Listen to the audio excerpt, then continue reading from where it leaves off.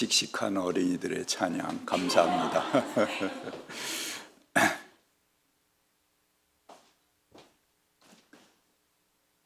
우리 교회가 거여동 성전에 있을 때 그때 1층 공간을 주중에 파란 하늘 공동육아 어린이들이 사용을 했었습니다. 바로 그 옆에 이제 담임 목사 방이 있기 때문에 그 어린이들이 이렇게 여름에 문을 열어놓고 수업을 하면은 제가 움직이는 게 다 보입니다. 그러면은 어린이들이 중계를 합니다.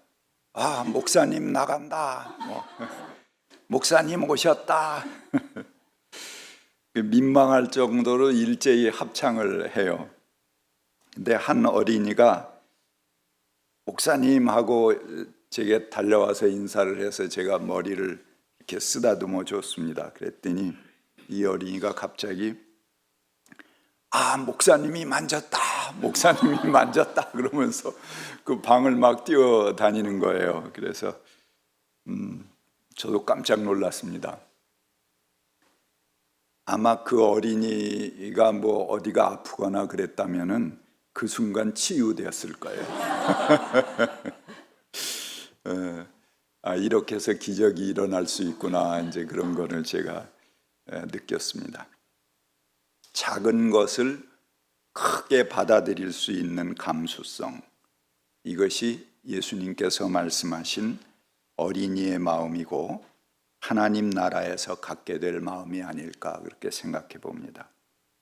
이렇게 작은 것을 크게 받아들일 수 있는 열린 마음이 기적도 낳고 또 거기서 사랑도 생깁니다. 어느 목사님이 교회 노총각 계속 뭔가 될 듯 하면서 잘 안 되는 그런 노총각이 있었어요. 그래서 장가를 보내야 되겠다 생각을 하고 아마 저 친구가 굉장히 쑥스러워서 자기 표현을 못하는가 보다. 그래서 넌지시 불러서 혹시 교회 자매 중에 마음에 드는 처녀가 있느냐? 그러고 물었습니다. 그랬더니 이 총각이 19살짜리 대학 1년생을 찍었습니다. 그의 말인즉 선을 수없이 수백 번 보았는데 다 마음에 감동이 없고 마음이 전혀 움직이지 않았다는 것입니다. 근데 교회에서 다른 일로 만난 이 자매는 너무나 만남이 새롭고 기다려진다는 것입니다. 그 이유가 뭐냐 하고 물어보니까 아주 작은 일에도 이렇게 놀랍고 감동을 한다는 거예요. 뭐 어디 가서 조그만 식사를 하더라도 이런 맛 처음이야 그러고 놀라고 또 분위기 있는 찻집을 가도 이렇게 좋은 데도 있어요 그러고 또 놀라고 드라이브를 하더라도 차가 움직이는 동안 저 나무 봐, 뭐 저 집 좀 봐, 와 멋있다 그러고 계속 탄성을 올린다는 것입니다. 그래서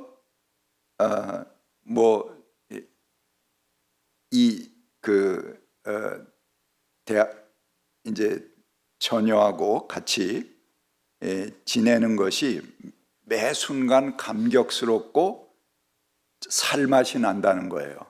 그래서 자기의 존재 이유가 느껴지고 오늘은 뭘 사줄까? 오늘은 어디를 보여줄까? 뭐 매번 그런 감격 속에 지나게 된다 그런 얘기를 했습니다. 근데 다른 사람들은 그런 사람을 못 봤냐 그러니까 비슷한 연배의 사람들 선을 보면은 식사할 때도 제법 괜찮기는 한데 여기다 무슨 소스를 얹으면 더 맛있을 텐데 이렇게 얘기를 하고 또 뭐 멋있는 찻집을 가더라도 이 집은 인테리어가 좀 촌스러운데 뭐 드라이브를 하면은 여기 말고 더 좋은 데 있는데 가르쳐 드릴까요? 그렇게 이야기를 한다는 거죠. 그래서 만날 때는 항상 이렇게 노력을 하지만 별로 자기 마음에 감흥이 없다는 것입니다. 그래서 그들을 만날 때는 항상 긴장되고 자기가 하는 것이 혹시 잘못되는 것 아닌가 하고 염려되기만 한다고 그렇게 말을 했다고 합니다. 이 풋풋한 것에 아름다움이 있습니다. 우리 그 사설 단가에 보면 녹음방초 승화시라는 말이 자주 나와요. 근데 지금 아마 서울은 약간 때가 지난 것 같아요. 근데 지난 주간에 백두산을 가면서 그쪽은 아주 바로 그 녹음방초 승화시입니다. 새로 연두빛 싹들이 전부 돋아나는 그런 때였어요. 그러니까 나뭇잎에 음영을 말하는 게 이제 녹음이고요. 방초란 들에 핀 향기로운 풀이라는 것입니다. 그런데 이것이 승화시, 꽃의 아름다움을 이기는 때다, 그런 말입니다. 아무리 나뭇잎과 풀이 꽃의 아름다움과 그 향기를 이길 수 있을까? 그런데 딱 1년에 한 번 처음 잎이 돋아나는 그 나무의 푸르름과 연한 기분이 이 온 산천 들 속에서 이렇게 싹 돋아날 때, 그때 그 투명한 연두빛 세상의 빛깔과 그 향기는 능히 꽃의 아름다움을 이길 때입니다. 그런 걸 정확히 보고 이렇게 단가에 표현하는 그런 우리 조상들이 참 슬기롭다고 생각을 합니다. 연초록 망울들이 나무에서 솟을 때 그 아름다운 색깔은 꽃보다 아름답습니다. 박인걸 시인은 어린이라는 시에서 그 어린이에 대해서 이렇게 노래합니다. 나뭇가지에 돋는 연한 순이여, 대지를 뚫고 나오는 여린 새싹들이여, 한 그루 나무 되어 우람하게 자라라. 천만 새들이 깃드는 억만 가지로 뻗어라. 그렇게 노래하고 있습니다. 어린 생명들이 가지는 풋풋함은 능란하고 현란한 정점의 아름다움보다 더욱 희망차고 아름답습니다. 그 풋풋함 자체가 바로 감격이고 최고의 찬양입니다. 때묻지 않은 마음들을 그대로 아름답게 키워가게 만들 그런 책임이 우리 어른들에게 있고, 또 그 풋풋한 마음들이 꺾이지 않게 좌절당하지 않는 세상을 만들어갈 책임이 또한 어른들에게 있습니다. 세월호 10주기가 돼서 그 세월호에 관련한 영화들이 많이 나와 있습니다. 근데 그 중에 이제 다큐멘터리 영화로 흔적이라고 하는 그 단편 영화를 보았습니다. 여기 이제 두 어머니의 이야기가 나오는데, 첫 번째 이제 창현이 엄마입니다. 우리 4.16 합창단의 지금 단장이신데 그 아빠도 테너 파트로 함께 하고 있습니다. 그리고 매번 그 창현 아빠는 모임마다 커피를 내려서 대원들에게 이렇게 서비스를 해 주십니다. 창현이 부모들이 오랫동안 교회에서 성가대를 해서 그런지 노래도 참 잘하십니다. 창현 엄마는 성경 말씀을 쭉 이렇게 스티커에 적어서 벽에다가 쫙 가득 붙여놓을 만큼 그렇게 아주 신실한 독실한 신자였습니다. 그리고 늘 창현이를 위해서 기도했는데, 그게 첫 번째 기도였는데 창현이가 이런 일을 당한 뒤에 그만 신앙생활을 중단했습니다. 그 일이 한참 있은 다음에 창현이 친구가 찾아왔습니다. 어머니, 영상 내용이 좀 그렇긴 한데 그래도 창현이에 대한 기록이라서 어머니에게 드리려고 가져왔어요. 뭐 이 영상의 내용은 좀 그렇지만 창현이는 모든 우리 친구들에게 굉장히 따뜻하고 다정한 친구였어요. 그러면서 그 영상 담긴 기록을 넘겨주었습니다. 그 영상은 사춘기 친구들끼리 장난치면서 찍은 동영상이었습니다. 좁은 공간에 모여 앉아서 서로 몰래 담배를 나누어 피는 영상, 또 저희들끼리 소주를 사갖고 나눠서 먹는 그런 영상, 또 육두문자를 서로 날리며 야, 이 새끼 그 영상 찍지 말라고 그러고 발길로 차는 그런 영상, 그런 것들입니다. 하지만 창현이 부모는 그 영상이 그렇게 고마웠다고 합니다.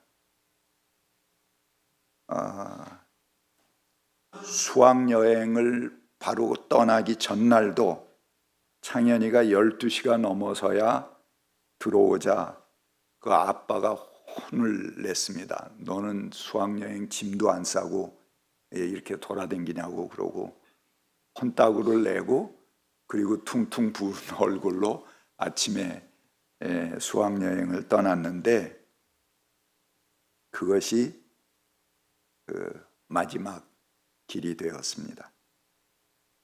창현이 부모는 그 영상을 보면서 깊이 아들에게 사과했습니다. 아들아, 미안하다. 내가 이렇게 자유분방한 너를 이해하지 못했구나. 너를 어떤 틀 속에 밀어 넣으려고만 했구나. 아마 교회 열심히 다니니까는 착한 그런 교회 소년이 되도록 그 푸시를 많이 했던 것 같아요. 창현아, 내가 잘못했다. 나를 용서해달라 하면서 울음을 터뜨리는 그런 영상이었습니다. 정부자 씨는 불교 신자입니다. 아들 호성이를 잃었습니다. 사고가 난 다음에도 어머니는 호성이의 방을 치우지 않았습니다. 지금까지도 그대로 호성이가 쓰던 침대, 그의 집기 뭐 이런 것들을 그대로 유지하고 있습니다. 오히려 이사를 해서 더 넓은 방으로 옮겨주고 잘 차려주었습니다. 아직까지 사망 신고도 하지 않았습니다. 차마 할 수가 없었습니다. 사구제를 지내는 날 호성이 형이 술을 먹고 늦게 들어와서 그 아빠가 몹시 야단을 쳤습니다. 너는 동생 사구제 날도 동생은 하늘나라 떠났는데 그것도 기억하지도 못하느냐고 호통을 쳤습니다. 그랬더니 호성이 형이 울부짖듯이 말합니다. 아빠, 나도 너무 힘들어요. 잊어버린 게 아니에요. 마주 대할 수 없었던 거죠. 아무리 세월이 흘러도 가족들은 절대로 잊을 수가 없습니다. 아니, 잊으려고, 잊지 않으려고 발버둥 치고 있습니다. 어머니는 아직까지 아들의 핸드폰을 그대로 살려놓고 있습니다. 그리고 매달 요금까지 물어가고 있다고 합니다. 그리고 아들의 폰으로 카톡 문자를 보냅니다. 아들, 오늘 우리 이사 잘했어. 소파는 내 방에다가 두었단다. 계속 답변 없는 문자들을 보내며 아들 핸드폰에 쌓아가고 있었습니다. 그것이 호성이와 소통하는 길이라고 믿고 있기 때문에 그런 거죠. 4.16 합창단 노래를 하다가 갑자기 지휘자 눈에 빨간 불이 팍 들어오는 때가 있습니다. 그러면은 단원들 모두가 이제 서로 얼굴을 못 보니까 지휘자를 유일하게 볼 수 있잖아요. 그러면 또 누군가 터졌구나 하는 것을 감지하게 됩니다. 그 순간 모두의 목이 칼칼하게 울 때가 막힙니다. 너라는 노래가 있습니다. 이남실 님이 세월호를 아마 선생님이신 것 같은데 학교 선생님이 세월호를 추모하는 그런 시로 지었는데 이것을 창작곡으로 만들어서 4.16 합창단이 부르고 있는 그런 노래입니다. 제가 그 가사를 좀 읽어드리겠습니다. 태어나던 날 처음 잡던 손, 목소리를 알아듣던 너, 3살 적 기차창에 매달려 세상을 바라보던 너, 7살 벚꽃을 보며 팝콘이 터진다고 말하던 너, 10살 적 같이 본 노을, 엄마 늙지 말라 하던 너, 날마다 고마웠어, 매 순간 사랑했어. 날마다 고마웠어, 매 순간 사랑했어. 12살 깁스를 하고선 사인을 해보라던 너. 애들이 이렇게 깁스 오면 거기다가 막 사인하라고 내밀고 다니잖아요. 14 은행잎을 주어 선물이라고 내밀던 너. 16 방문을 닫고 음악을 크게 틀던 너. 아마 사춘기가 왔나 봅니다. 드디어 방문을 닫아놓고 안에서 혼자 음악을 크게 틉니다. 18 수학여행 간다고 짐 싸며 들떠있던 너. 날마다 고마웠어, 매 순간 사랑했어. 날마다 고마웠어, 매 순간 사랑했어. 이 날마다 고마워서 매 순간 사랑했어를 7번 조를 높여가면서 계속 그 곡으로 노래를 마치게 됩니다. 세월호 잠수부들이 아이들을 꺼내오던 때의 증언이 생생합니다. 뻣뻣하게 몸이 굳어있는 아이들, 여러 철근 구조물들을 헤쳐가면서 끌고 나오는 것이 쉽지 않았다고 합니다. 그래서 도저히 이 굳은 몸이 뻣뻣해서 나오지 않을 때 잠수부들이 그렇게 이야기했다고 합니다. 엄마 봐야지, 나가서 엄마 만나봐야지. 그렇게 이야기하면 이상할이 많지 그곳을 잘 빠져나올 수 있었다고 그렇게 증언을 합니다. 우리가 지켜주지 못했습니다. 인간의 온갖 탐욕이 아이들의 웃음을 지켜주지 못했습니다. 아이들이 안전하게 뛰놀고 마음 놓고 놀 수 있는 세상을 만들어 주어야 하는 것이 바로 어른들의 의무인데 이 어른들의 몫을 제대로 하지 못했습니다. 이 사람들이 집 문 밖을 나와서 다시 자기 집을 들어가기까지는 그 사회가 안전하게 그 사람들을 지켜주어야 할 책임이 있습니다. 그것이 바로 어른들의 책임입니다. 안전한 사회를 만들 책임은 공공의 책임이고 국가의 책임입니다. 그런데 이것을 인정하지 못하고 교통사고로 죽은 사람이 더 많은데 무슨 세월호 타령이냐 이렇게 말하는 사람들은 아직도 원시 시대를 살아가고 있는 사람들입니다. 모든 사고는 개인의 책임이라고 생각하는 그런 사람들, 그 개인이 재수 없어서 당한 것이지, 이런 사람들이 정치를 하기에 아직도 아무도 처벌받지 않고 아무런 이유도 밝혀내지 못한 채 10년이 흘렀습니다. 밝히지 못한 것이 아니라 밝히기 싫은 것입니다. 누군가 책임져야 하는 것이 부담스러우니까 그냥 묻어두자는 것입니다. 국회에서 예산까지 다 통과한 세월호 안전공원 건립은 10년이 지나도 아직 첫 삽도 뜨지 못했습니다. 근처의 대형 교회들이 또 극우 사람들이 매일 마이크로 와서 반대 시위를 하고 있습니다. 아마 추모공원이 들어오면 집값이 떨어진다고 생각하기 때문일 것입니다.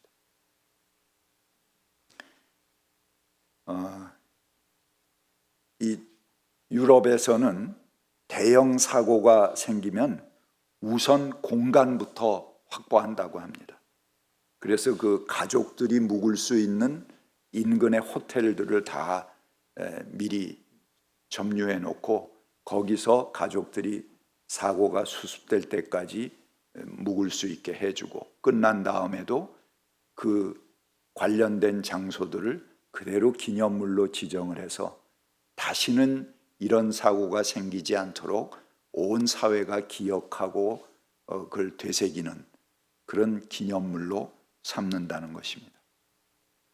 그래야 그런 어처구니 없는 일이 반복되지 않도록 그 사회가 깊이 성찰하게 할 수 있기 때문에 그렇습니다. 그런데 우리는 아직도 진상규명을 외쳐야 됩니다. 믿었던 민주정부도 어떻게 보면 박근혜 촛불의 가장 큰 공감대를 일으켰던 것은 바로 이 세월호 사건입니다. 박근혜의 잃어버린 7시간과 거기에 온 국민이 가장 정서적으로 공감하고 함께 할 수 있었던 사건이 바로 이 세월호 사건인데, 거기에 힘입어서 집권했던 민주정부가 그 가족들에게 공수표를 날렸습니다.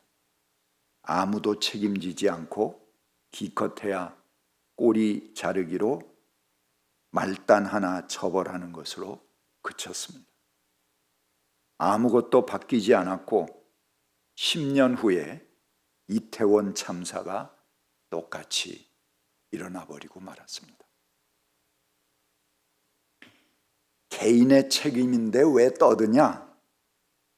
자식팔이, 목숨팔이 한다며 그 앞에 떳떳이 나와서 치킨을 사 먹고 맥주를 마시는 폭식투쟁이 가능한 것은 저는 우리 한국 사람들의 심성이 모질어서 그렇다, 그렇게 생각하지 않습니다.